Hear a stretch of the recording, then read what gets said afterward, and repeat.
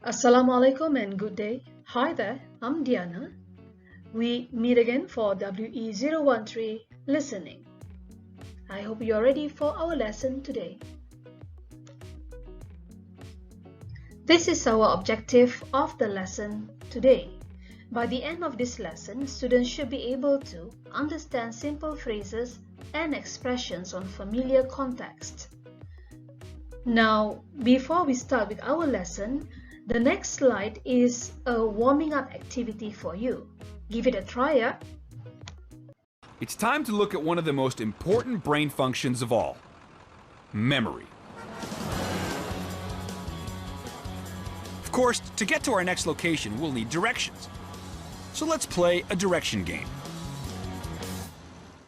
Here's a simple memory test. Pay attention to the directions we give you between the British Museum and Buckingham Palace.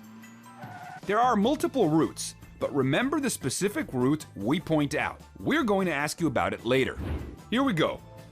From the museum, make a left onto Bloomsbury Way. Hang a right at Kingsway. Make a left on Aldwych. Make a right onto the Strand. Now at the roundabout in Trafalgar Square, take the third exit straight through onto the Mall. And at the end of the mall, that's Buckingham Palace, straight ahead. Okay, let's see if you were paying attention. Do you turn left or right onto Bloomsbury Way?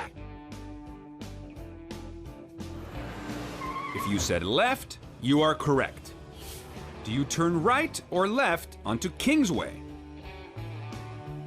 If you said right, you are correct. What street after Kingsway do you turn on? If you said Aldwych, you are correct. After Aldwych, what's the roadway you turn right on? If you said the Strand, you are correct. And finally, at the roundabout, which exit do you take? If you said the third exit, you are correct. Did you get them all right? That's great. You probably have a really good memory. Did you get most of those wrong? If so, don't feel bad. It takes London cab drivers years before they are able to remember those directions. Do you enjoy the video? Did you get it right? If you did, congratulations! Now, the video shows you a very simple direction, left, right, and also the name of the streets. In real life, we always give directions.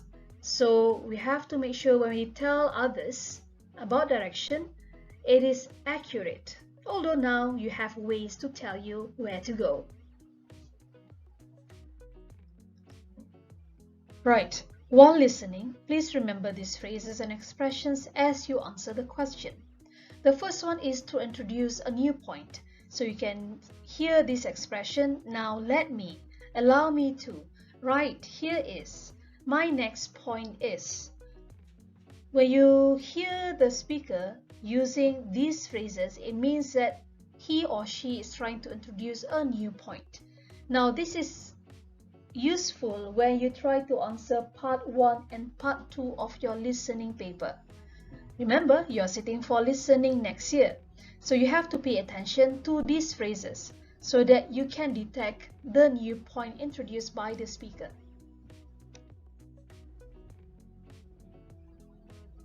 The next one is to list the main points. Now, when you listen to the speaker mentioning these phrases or these expressions, first of all, let's start by, then, finally, lastly. These are listing the main points or points that the speaker wants you to really pay attention to. Now, normally for muet listening, this is going to be useful for part 1. Because in part 1 for questions 3 to 6, normally they have diagrams. And sometimes you have to follow exactly the steps given by the speaker in order for you to fill in the diagram. The third one is to explain main points. Now, when the speaker says this is what I mean by. What I'm trying to say is, you have to remember that let me explain or clarify. In other words, you must understand that whenever the speaker says this, it means that the speaker is trying to elaborate, to give more explanation, to give more information. And this is useful for part 3, where you have questions 15 to 20. Because normally you have to write not more than 5 words, so you need to listen carefully what are the information and the elaborations given by the speaker. And sometimes you have to rephrase it. You have to make it into your own phrase. So whenever you hear the speaker says this, you really have to pay attention or take down notes. Number 4 is to illustrate a point or give an example. This one is quite easy. Normally the speaker will say such as, for instance, for example, let me show you an example. And the examples can be many. However, you have to identify the relevant ones based on the questions given. If you browse through your listening exercises or practice format, you can see that it is normally useful for part 3 as well.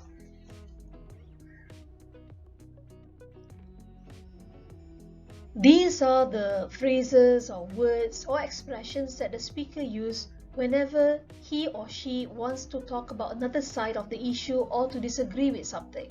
So the words are however, but, and the phrases on the other hand, on the contrary. So it shows that the speaker is disagreeing with something.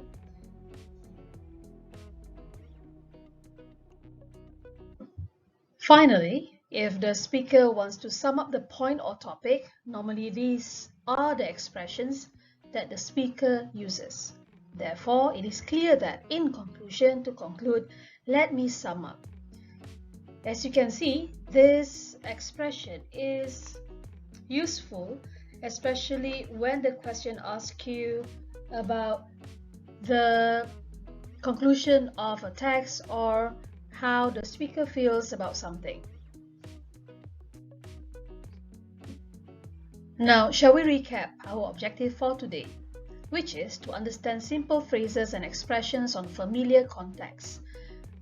I explained to you the 6 functions, which are to introduce a new point, to list the main points, to explain main points, to illustrate a point or give an example, to talk about another side of the issue or to disagree, and finally to sum up the point or the topic.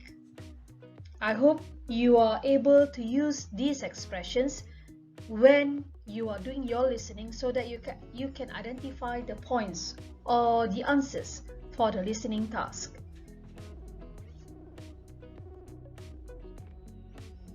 There are 2 practices for you. For practice 1, you can complete these tasks in live worksheet.